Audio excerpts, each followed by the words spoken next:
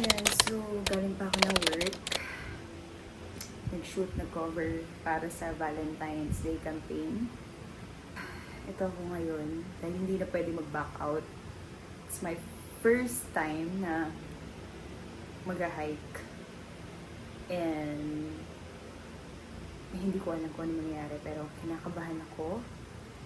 And kung dapat ako nag-video, wala lang, siguro for documentation purposes, pero gusto ko lang ng isang transition dyan.